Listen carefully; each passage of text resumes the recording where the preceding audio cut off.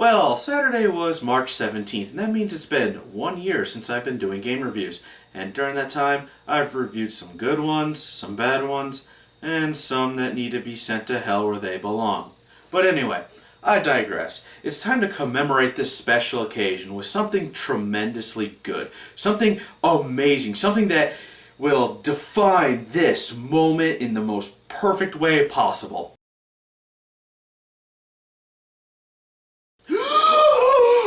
No!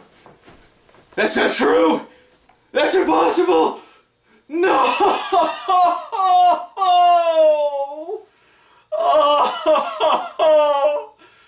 Oh, my therapist was right. God does hate me. Let's just get this over with. Really? The one Bubsy game that no one played, reviewed, or even knew about? Okay, well, that's actually a gross exaggeration. But this is the lesser-known Bubsy game, and it was the only one on the Atari Jaguar. And honestly, who owned an Atari Jaguar? Case in point. I believe in my Bubsy 2 review that I'd said that this game was a clone of the first Bubsy. And in essence, that's what it is. It just has better graphics, although that can be debatable as you can see Bubsy's face get really distorted when he moves up and down hills. And the setting is different as it takes place in Alice in Wonderland, Jack and the Beanstalk, Ali Baba and the 40 Thieves, 2000 Leagues Under the Sea, and Hansel and Gretel. And technically, Alice in Wonderland and 2000 Leagues Under the Sea aren't fairy tales, but fantasy and science fiction. But it's Bubsy. Did you actually expect him to get anything right? Alright, let's get this started with Alice in Wonderland. Wow, 10 seconds in and I already die. Looks like we're off to a really good start. Like the first Bubsy, there's no health bar. It's one hit and you're dead. While that seems manageable, it's really not, as most enemies are on the same level as you. Jumping over them is risky as the game will have something fly in from off-screen and kill you instead. This game is the epitome of cheap deaths. Shit like that happens all the time, and it's completely unavoidable. And what makes it even more frustrating is that there's a switch up there that you need to hit to continue the level.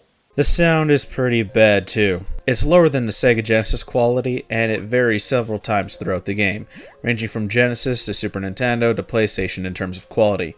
And Bubsy's voice quality doesn't seem to go past 8-bit. It's almost as if they changed their mind halfway through development, almost as if they thought that this game would be a good game for the Jaguar. Well, that's two mistakes, the first one being making another Bubsy game. And what just killed me? There was nothing there. The worst enemy in this game are the bees. They're in the first two and last level, and will always come out of nowhere and kill you. And the reason why they get to you so fast is because the camera lags behind you when you jump. It stays in place until you land, so you'll be at the top of the screen and unable to see what's coming your way. Look at that, look at that, there's so much space between me and that rabbit. And this game moves a lot faster than the previous two, and combined with the shit collision detections and the occasionally unresponsive controls, a quick and speedy death is a surefire thing. And I thought the first Bubsy had cheap deaths, and because this game runs so fast, you'll never see what hit you so you can avoid it the next time. That's how games work. Something kills you and you learn how to avoid it.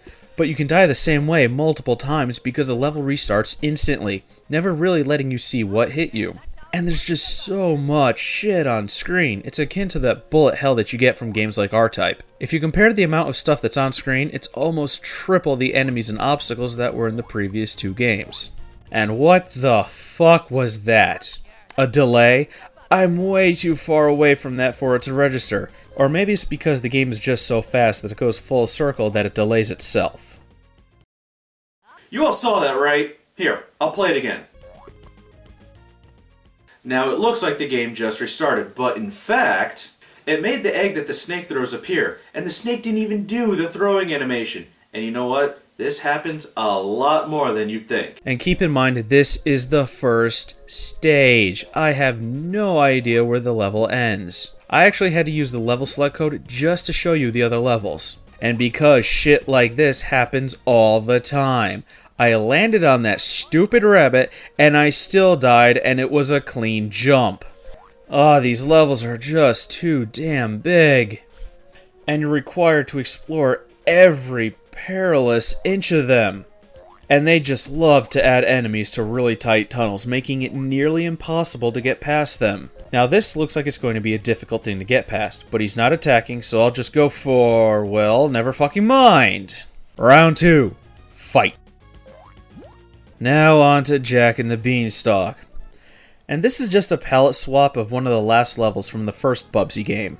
The only thing that differentiates it from those levels is that at some point you have to go to the giant's castle.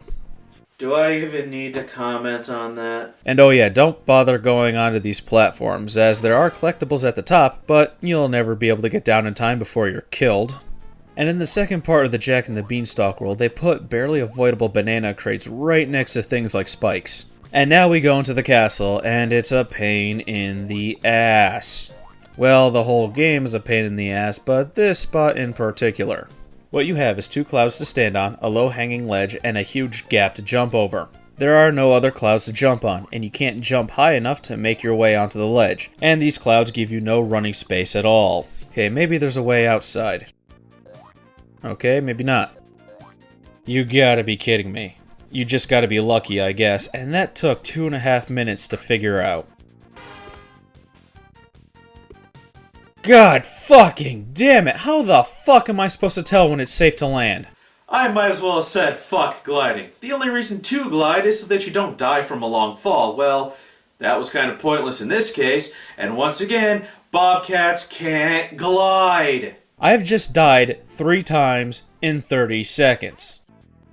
Make that 4 times in 40 seconds. And now on to 1001 Arabian Nights, and I can't help but question why I'm still playing this game. Do I really hate myself that much? Wow, all that work for a 1-up that I'll probably lose in the next few seconds. That's actually a reoccurring thing with getting 1-ups. They're almost impossible to get, and they're sequestered off in a dead end, and it's a perilous journey back to where you need to go. Every time I've played these Bubsy games, I can't help but wonder why they haven't incorporated ways to survive. Think about it. Mario can get a mushroom, take 1 hit of damage before dying, and in later games they actually give him a life bar that's easy to refill. Sonic, on the other hand, can sustain as much damage as you can throw at him as long as he's holding 1 ring. But it was impossible to find the band-aids to replenish it. And in Bubsy 3D you could collect atoms in quantities of 50 to get an extra hit point. This game, however, came out between Bubsy 2 and Bubsy 3D, making it the 3rd game in the series. So why is there no life bar? It's Bubsy, do you have to ask? The enemy placement is so retarded. They give you no room to land or avoid anything. And the camera lags behind Bubsy so much that it's impossible to time anything. And I know I've complained about this before, but it's just that big of a problem. I have no idea how I lived through that. And how the hell am I supposed to make that jump? The ceiling will block me, the bananas will throw me into the pit, and the snake will hit me with an egg. It's next to impossible. In fact, it probably is impossible. And now it's on to 2000 Leagues Under the Sea, and this is by far the tamest level out of all of them. The enemies aren't in the large quantities that they were in like the previous 3 levels. And also, you would have think that they would have incorporated some sort of underwater physics, but they didn't. I guess that they figured that they failed so much as it is, that they didn't need to fail anymore. Wow, some restraint. I'm actually impressed. But still, the stages are tremendous, and they've made platforms near impossible to reach, making it so that you actually have to find an alternate path to get to the end. But I can only assume that there's an end to these levels, as I've never found a single goalpost. And now the Hansel and Gretel stages, the final trials of this personal hell that I've been putting myself through. These stages look like the ones that were from that second James Pond game, with all the cake and the pastries everywhere, and unfortunately, the bees are back. I really hate those damn bees, and they're a lot worse than this level. At least it seems that way, because when they miss, they instantly turn around and get you without giving you a chance to avoid them. But the cheap as hell egg-throwing snakes are gone, but there's really no reason to celebrate as they are replaced with pie-throwing machines. But at least the pies are a lot easier to see than the eggs. And there's chocolate dripping from the ceilings that is extremely hard to avoid, as the chocolate drops are completely random. Yeah, chocolate rain will end your life. Oh, what the fuck? I've died over 100 times from shit like that, and now the terrible collision detection tips in my favor? No game, I do not accept your half-assed apology. I never saw a single boss and never made it to the end of a stage.